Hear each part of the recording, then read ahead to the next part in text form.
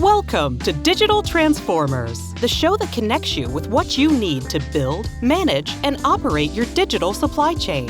Join your host in a timely discussion on new and future business models with industry-leading executives. The show will reveal global customer expectations, real-world deployment challenges, and the value of advanced business technologies like artificial intelligence, blockchain, and robotic process engineering. And now, we bring you Digital Transformers. Hello, everyone, and welcome to AT&T Biz Talk LinkedIn Live, Cybersecurity and Network Modernization. My name is Kevin L. Jackson, the host of Digital Transformers on Supply Chain Now, and I will serve as the moderator for today's exciting discussion. You know, network security is getting more complex. There are so many more ways to connect than ever before with 5G and Wi-Fi and hardwired connections, and there are just far more devices connecting. Mobile phones, tablets, laptops, the Internet of Things, and these devices all expand the threat landscape. The growing popularity of remote and hybrid work also introduces a new security challenge.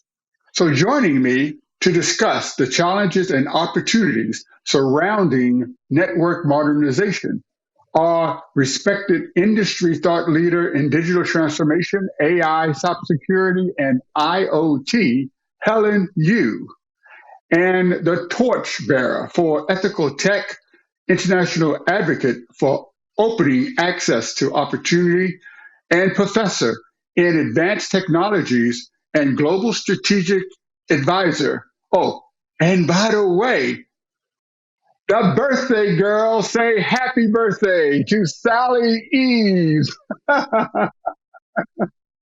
Thank you. Thank you very much. Most kind. Thank you very much. Thank you, everyone. Great to share it with you all. Welcome to you both. It's clear that cybersecurity needs to be a major part of the network modernization process. So to get things started, please give us a bit more on your background and your initial views on the importance of network modernization. So since it's your birthday, let's start with Sally. Oh, most kind, Kevin. Thank you. Lovely to be here with you and obviously with Helen as well. Great conversation area. And thank you for the kind intro as well. So yeah, basically I won't repeat those kind of different kind of role hats and things, but I work across obviously emergent technology, but also education and social impact and how you fuse those together, for shared value. I also come very much from a telco background, funnily enough, from like CTO and change manager roles. So everything around this subject around network modernization and embedding cybersecurity at the heart of that, rings so close to heart. I think you set it up brilliantly, actually, Kevin, in that intro. I mean, how many different vectors of change have we had over recent years, whether it's geopolitical or the escalation of cyber threats, the accelerating threat verticals and areas as well. Our postures need to react to all these different threat verticals, but also not lose sight. It's not just a technology proposition. This is around culture. It's around change management. It's around process. It's around skills as well. So when we look at kind of that acceleration of digital transformation, we've seen it all across the world, all across different verticals, different speed, depending on different baselines, etc. But we can't lose sight of reflecting on where we've come from. And as we create new opportunities, we also, create risk verticals as well. And that's my biggest thing around network modernization. Focusing on cybersecurity. It's not an add-on. It's not an extra. It's that embedded by design approach that we have to have. We have to look at it holistically. We have to look at it from a multi-layered approach as well. And I know we'll go into this more detail as we go through it, but it's my starting from 10. No, thank you very much. And you're in London today? Yes, absolutely. London so our today, network indeed. is strong. And Helen, you're joining us from Chicagoland, right? Yeah. Yes. Greetings from the Winter Wonderland. Thank you for the warm introduction, Kevin. Happy birthday to you, Sally. I can't wait to celebrate that in person with you in the months. Kevin, it's great to see you and again. You're making a big move here soon, aren't you? Absolutely. I saw Kevin last time in New York, and he was the one carrying all the gadgets with him. So yeah. let me share a little bit about my background, right? How I got into cybersecurity. I got in cybersecurity by accident back in 2019 when I was invited to keynote at IRM event in Zurich. And then that got me hooked, right? I realized how important it is for people to gain more knowledge. And also realize you don't have to be super technical to get into the field of cybersecurity. And since then, I'm a vice chair sitting on the board of Global Cybersecurity Association, and we got to speak to experts, industry experts, to learn more about what it is, right? Cybersecurity evolves every single day. There's no expert as a result of that. So that's being said, and then I'm also, as a founder and CEO of Taigon Advisory, we provide value creation. We're a value creation accelerator providing CXO, fractional CXO services. Managed security service or service is one of the services we provide, partnering with other vendors or industry leaders. And when it comes to network modernization or cyber, as all of you know or heard, IDC really talks about there will be 41.6 billion IoT devices in 2025, right? That's only 2 years away. It's going to generate 79.4 zettabytes of data. What that means is the sheer volume of data presents challenge. And so network security investment is not, as Sally said, is not a nice to have anymore. You have to really understand where you're at, where your threat with a vulnerability is associated with firewalls, intrusion, for example, prevention and network segmentation, and then or access control. Because a strong network security posture can help you ensure regulatory compliance, build customer trust, protect reputation of the organization, and most importantly, to keep you really, keep you stay current or keep you stay in the business, right? Because you can easily disappear if you don't really pay attention to or embed cybersecurity as a strategy within your company. Wow, that's an important thought. And as cybersecurity professionals, we are all right now getting ready for the RSA Conference 2023.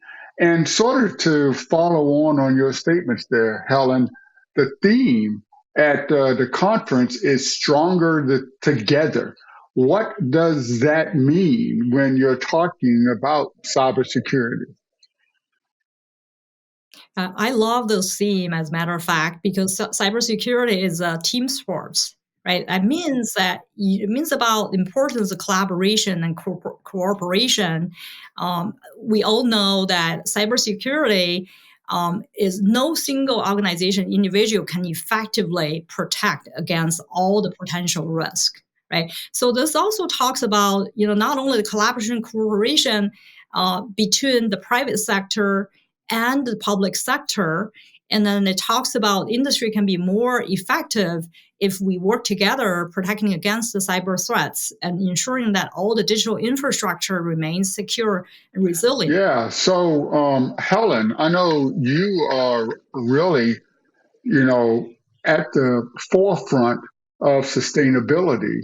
And as we look at protecting our information and the numbers of devices and the amount of data, what does being stronger together mean to you? No problem. I'll come back in on that, Kevin. No problem at all. So first of all, just echoing really, I think Helen's comments there about how important that thematic is about stronger together. I think it's absolutely imperative. And it leads off other events we've seen as well, where ecosystem collaboration, it's right at the fore, MWC being a great example of that too. So love the fact that RSA is really embodying that. And for me, it kind of tells a story as well. I mean, we've always had a history about collaboration in cybersecurity. It pays no heed, does it, cybercrime? What border you're in, what geographical boundary, it transgress all of those things. We've always fought on that best when we've collaborated and shared data in a safe way. But I think what's happened, we mentioned it earlier with these different vectors of change. We've got geopolitical uncertainty. In some ways, we've had to close off certain mechanisms where we would traditionally have collaborated. So we've got that. We've also got more technical, say, complexity. And in sometimes we've had product incompatibility, which can impede collaboration too. So we've got that history. We've got some challenges. But to go forward, we've got this appetite to come together. And why is that so critical now? I think probably the best example I would give is, what the bad guys doing right now. Now, how many times are we seeing bad actors come together to affect negative change around cyber risk? And they're even helping to kind of bring back old risks as well. I did some work recently around Emotet, and I called it like the chameleon of the cyber threat world, because it just keeps reimagining itself. So it's got a lovely kind of visual image there.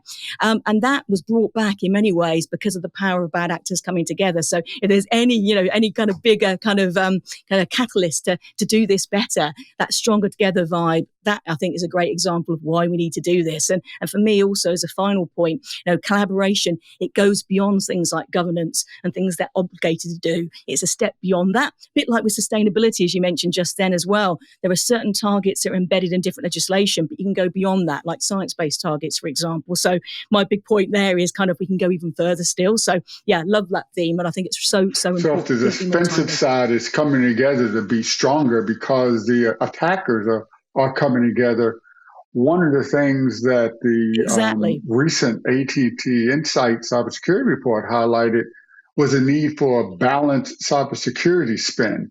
Well, what does that really mean? How do you balance your investment against everyone coming together, Sally? It's a great question. And I think my answer to that is partly how we communicate about this, what the narrative is. So rather than this cost of investment, what about the cost of insecurity? Reframe it around that. Now, we've seen this kind of scale, scope, sophistication of risk accelerating. Lots of different things affecting that, one of which being IT and OT convergence, I'm seeing right up there at the moment. So to address these particular threats, we need to look at things more holistically. So for example, as we treat these issues, we need to treat them, say, as part of business outcomes. It's not different kind of components, separate siloed parts. I think that's really, really important. And the narrative around that matters too. One example of that I've seen quite effectively at the moment, particularly with the rise of edge use cases, is merging edge with cybersecurity principles and policies. So it's this bringing together, this holistic treatment, I think is really important too. As I mentioned at the top, I think about culture, process, change management, etc., and skills too. But I think the other thing that's really interesting about that question, because you mentioned there about balance too, I think sometimes, as well as that holistic look, we also have to go more granular and more focused. So within that brilliant research from AT&T as well, what I loved is the fact it gets broken down into different parts too. And one where I've done a lot of work recently because of my sustainability actions in particular is around the rise of cyber risk in, say, utilities. Big hit there at the moment. And if you drill into that particular research, you see, for example, there might need to be more attention and particular spend around securing that area. Probably something we'll come back to a bit later on. So I'll pass that back, but I just think a really great question. Well, I want to bring Helen into that. So Helen, because your company provides fractional CSO services. And as a CSO, you have to look at all of these threats. What does investment balance mean to you? Absolutely. So when it comes to investment, we all think about what is the cost benefit, right? That's when from cybersecurity perspective, it's about perceived cost of ownership and effectiveness of control, especially for mid-sized companies. They don't have a really big budget to spend. What you're going to do. So I always feel like the cost and benefit analysis would be a good starting point. For example, there are many areas you can, when it comes to network modernization, right? As IDS, we all know intrusion detection could be really an area's overall benefit winner, right? Every single company needs to have the intrusion detection in place, regardless of industry, the size of a company. So then password is another thing. How do you really make sure every user or every employee and your contractors all are in compliance with your password protection? Then there's also these days about cloud. Cloud is really viewed as needing the most security, followed by IoT networks. But when it comes to these details, company need to really know where they're at, right? Start with an assessment. Comprehensive risk assessment can help them identify where they have the most critical assets, potential threats and vulnerabilities that need to be addressed. And then you can prioritize cybersecurity investment based on risk management principles, to me, and aligning your investment with your where you have the most vulnerability and challenges there, and also align that with resource needed. Sometimes you may want to outsource. So having that initial awareness and do a cost benefit analysis, to me, is where I would start. But a lot of the things that you're talking about, like modern companies today, they probably already have a lot of investment in some of those basic things. But now we're talking about going to the next level when it comes to network security.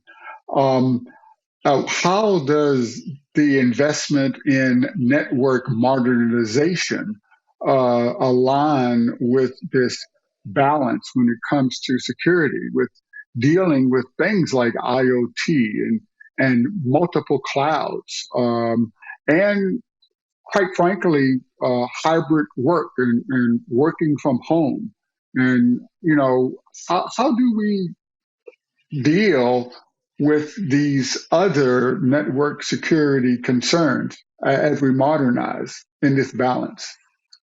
Yeah, that's a great question, Kevin. As a matter of fact, and as I mentioned earlier, right, we talk about 41.6 billion IoT devices 2 years from today, and the sheer amount of volume of data itself is beyond our capability to manage. So that's being said, network security is something we must pay attention now. And what happened is that, how do you do, a strong network we talk about is a balanced approach, right? We have to address all the critical areas of cyber, and we talk about firewall, intrusion prevention, network segmentation, and then some secured access control.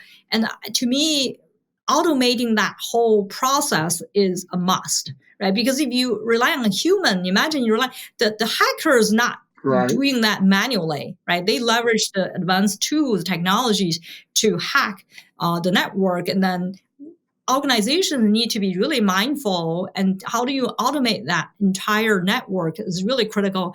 To me, that it's not just about doing one thing, but you have to have holistic strategy. Sally mentioned that earlier, holistic view of where exactly you're at from network perspective, where you have the most exposure, and then implement that locally, because if you have a large enterprise, you may have local, the vulnerability might be different depending on the region you're in. Then there are different regulations there. You have to also be mindful. So it's very important to start with a roadmap. Right, here's where I'm at holistically. My cybersecurity principle, to me, it could be, how do you automate? What kind of analytics you have in place? And then what about architecture? Those are three things you look into, three principles you look into when it comes to network modernization, and then apply that to each of the region or segmentations you're in. And verticals can be different. Healthcare might be different than financial services, or government or public sector might be different. So you have to have all those details mapped out before you go apply that into your strategy. But investment in network security should be top of mind. It should be the first thing you think about, rather than Right. So Sally, Helen talks a lot about automation and the importance for the organization to automate the network security processes. But does it all lie on the organization? There are a lot of managed services for network security out there. Is there a balance between what the organization or enterprise does for network security versus maybe leveraging some of these network managed services for your modernization efforts?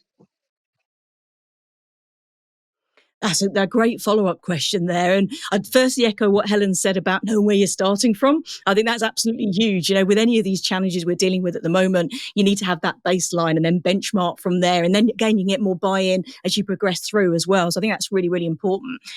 In terms of your question there, Kevin, as well, I think a couple of different elements kind of bring to bear. First of all, I would say is as you modernize, as you develop, as you bring in more automation, there's an opportunity to bring in embedded software security cybersecurity by design as well. So as we improve the network, you get more benefits. So low latency, you've got software defined, you've got higher bandwidth, all these different benefits coming together. That gives you new opportunities to, as I said, build that software security right from into the network by design. So I think that's an important point to make too. We can bring these two elements of investment together.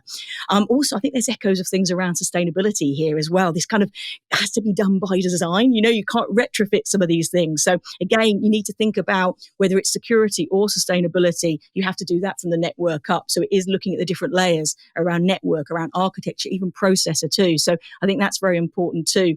But the role of managed threat detection and response, I think, is key. We mentioned at the top about the power of collaboration, didn't we? But also the power of trusted partnership to help, navigate some of this noise around cybersecurity too, to filter through to what's really relevant for you, your organization, and that sector that you're particularly in, and where you want to develop and grow as well. So that personalized support, that filtering, that trusted partnership, access to the latest information and technology, and supporting you as you grow and navigate through this very changing world. And particularly, I give a shout out as well to a lot of developing SMBs at the moment too. They can be the weakest link sometimes in cybersecurity risk, particularly around supply chains, and sometimes feel kind of most exposed and less supported. And there's actually a lot of support out there that can be tailored to organizations of all sizes as well. So definitely recommend what you were saying there, Kevin, about getting support and that facilitation to support you through this progress, even if you're enterprise level. I think there's a great role to play for this. One of the things about managed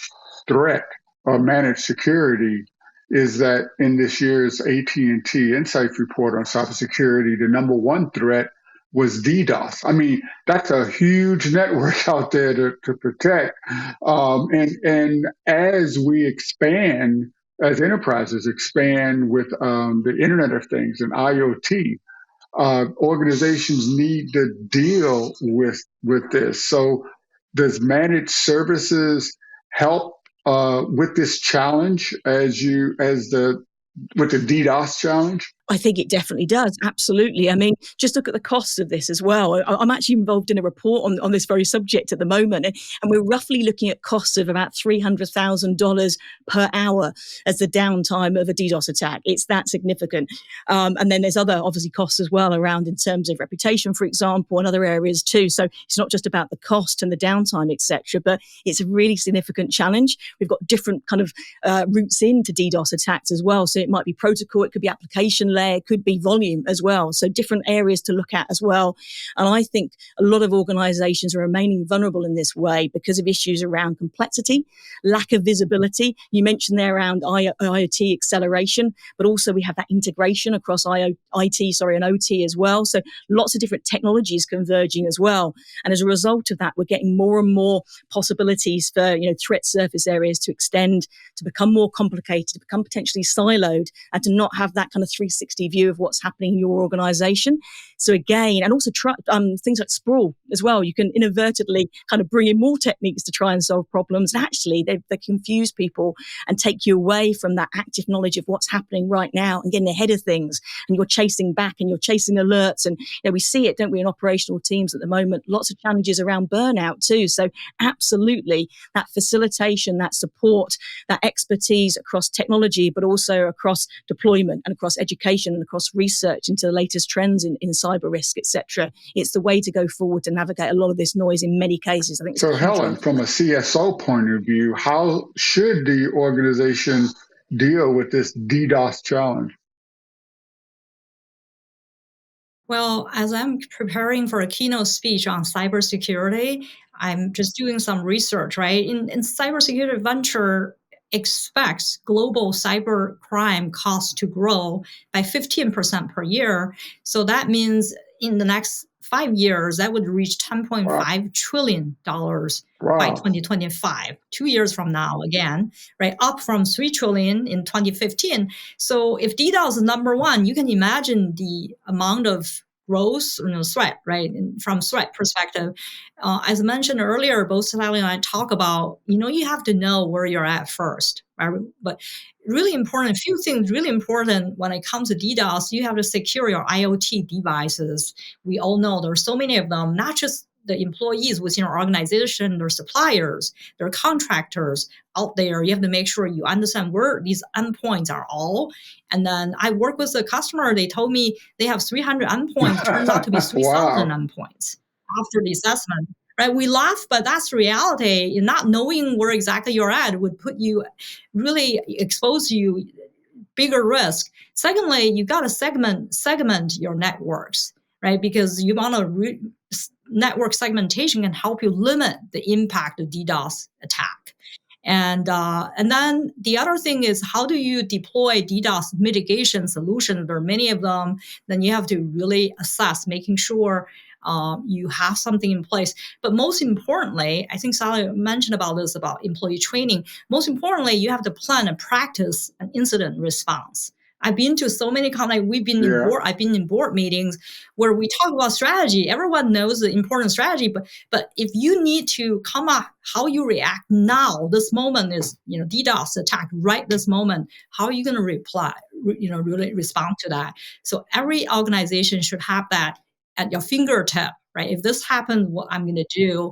And really important for you to think about how you block the attack, and then how you examine and analyze, and then so what happened, what triggered that. Most importantly, how you recover and what lessons you learn from this to prevent that from happening again. So wait a second, though. I mean, you could probably forgive a CSO for having a bit of whiplash, because last year everyone was trying to protect themselves against ransomware, which was the number one threat. It's now dropped to number 8, which was where DDoS was last year. Is ransomware no longer an issue? Well, it's interesting, right? Perception here, because if cybersecurity venture predict that by 2031, ransomware will cost victims $265 billion each year. It will attack the business consumer device every 2 seconds. Right, I'm surprised to hear it's no longer number one. Imagine you get 30 attacks within a minute. What's going to happen? Maybe it dropped for now, but to me, ransomware continues to be a major cybersecurity threat, right? Despite dropping from number 1 to number 8, because these numbers evolves all the time. But we all know ransomware could have bigger impact than any other attack, right? Significantly, and then causing financial losses, reputation damage, business disruptions. And so I would say you need to continue to stay vigilant and then regularly take the action to make sure you have a response, understand how you recover. If that happens. So Sally, what's your view, ransomware versus DDoS? Oh, it sounds like a battle, doesn't it? We need to get like the sticks out or something like that. It really does. I would say, so first of all, I'd echo the point Helen made there. Ransomware is still a big issue. I totally concur with that. And I think what really interests me as well is that maybe we need to look at it more from a vertical stance. So when you look at that data, so again, I do quite a lot around energy and sustainability, and it actually came out as number 2 in the AT&T research as being the number kind of 2 threat in that particular vertical, so for energy and utilities. And I think it reflects the fact that for some of these particular challenges and types of attacks, certain verticals are more prone to certain types of vulnerability, to put it that way. So definitely it's still a major threat, but depending on where you are, what sector you're in, and kind of the advance of digital transformation where you are, different ones will have more of a kind of risk profile for you. And I think energy and utilities is right up there, and not even just ransomware. I don't know if you've seen about this, Kevin, killware has been a rising area in this particular sector when bad actors are not just threatening, digital estate and physical estate. They're actually threatening individuals who are managing those as well. So it's a critical area. I'd also say around the rise of edge as well. Again, in the AT&T research, I think it was around the 2/3 mark, sort of 66%, something like that. But it was showing concern around ransomware attacks at the edge as well. And given the growth in that area, I think, protection there is another one to absolutely focus on too. So yeah, I think we have to kind of look at all these different areas in the round, but maybe maybe just get a bit more granular about your specific vertical and threats that are very relevant for you. I think the other area to look at that maybe hasn't come up so far is around APIs as well. I really think ransomware and API attacks are still very prevalent. I mean, Experian was a very recent one example of that, and Twitter too, back in January. So yeah, definitely want to still keep an eye on. So Absolutely. you bring up another point that there's many other threats other than DDoS and ransomware. How can decision makers, Sally, really keep up with this changing threat landscape? It seems to be overwhelming. Yeah, I mean, there is a lot of information out there. Research, like the research we've been talking about today, I think is very, very powerful, particularly when it's broken down and gets more specific. So you can personalize it to your particular sector and kind of type of organization. I think that's really, really helpful around the relevancy of that as well. And the fact when you've got continual barometers of change, so it's not like just an annual report, you've got those continuations of updates in between. You've got executive releases. I've been really impressed by a lot of organizations really coming together as well, and open data sharing around these threats as too. Education is empowerment, isn't it, in so many different ways? So keeping up with that, I think, is important. Doing your own research into this area too, and collaborating, I think, is important too. But it's also, where you're getting your information sources from, the makeup of your teams. It's that area that's important too. Ensuring that everyone's got a voice. We talk about shared responsibility about cybersecurity a lot, don't we? But to do that and to really action that, everyone in your organization, no matter kind of what their role or experience level is, whether they're even a tech-facing role or not, every role is a cybersecurity facing one. So we have to back up, education at decision maker level with education for all, and helping people feel empowered to kind of speak up and say, do you know what, I've seen that, I'm not sure if that's right.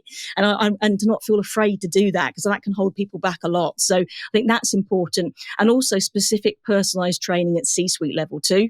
I think a lot of roles have changed. The agency, the CFO role becoming more operational, for example, let alone, the CISO role, impacting so many different elements today. The very heart of network modernization, going back to the top of our discussion. So absolutely, education's important. The right voices, the right makeup of teams, and making sure you've got external and internal knowledge sharing too. It can't just be that internal echo chamber conversation. You need everything to come together to really... So Helen, as you support and provide CSOs across multiple industry verticals, do you see a difference between how these decision makers in the different industries can keep up with this changing threat?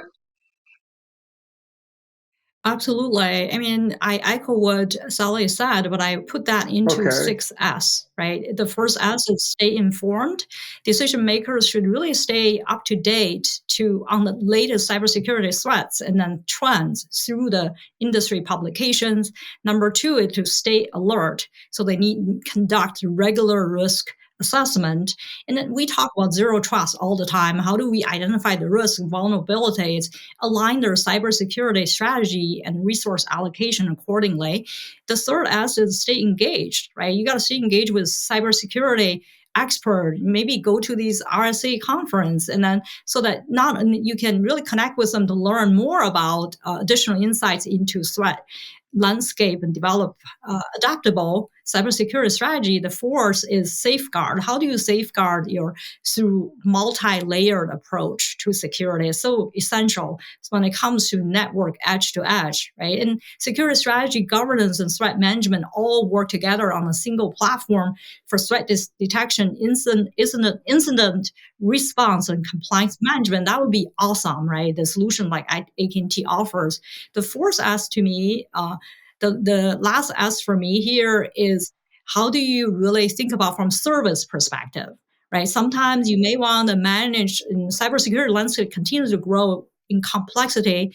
Managed security service should be might be a better option than in-house management for increasing numbers of organizations. If you're mid-sized companies, you may not have a deep pocket to hire a large team of cybersecurity, then maybe you want to engage outsource certain element of the work. So at the end of the day, cyber operations service is very, very critical. You want to really look at companies like AT&T offers that solution, not only the product technology, but also the resource can help you set it up in the least in the least cost perspective or way, right? In the most Right. cost-effective way. You mentioned going to the RSA conference. I just made my flight reservations, and I can't wait. I'm really looking forward to learning more about how managed services can help when enterprise is trying to modernize their network security. So here's a question. Sally, what are you looking forward to at RSA this year? Well, I tell you what, Kevin, as we said at the top, birthday, and we're talking all things RSA. So that tells you how much I'm looking forward to it. Honestly, I can't wait. Honestly, I think it'd be great. I mean, we saw it recently, didn't we, with events like MWC coming back to almost full levels again. There's such a joy about being in person. You can't beat it. Going to the AT&T booth, immersing with those conversations, doing the demos, getting hands-on with things. I absolutely love that. Speaking to customers and also just seeing what people are experiencing, in terms of challenges, but also opportunities in this area too, and just the acceleration of different trends, around diversity and security. I think it's massively important. What we've seen so far today in terms of talking about network modernization, that embedding of security by design, going through those different levels, from network to application to processor, biometric security there, but just breaking down some of the silos we've had in the past, seeing that movement to the edge that we've been talking about too. But overall, It's that word coming together, isn't it?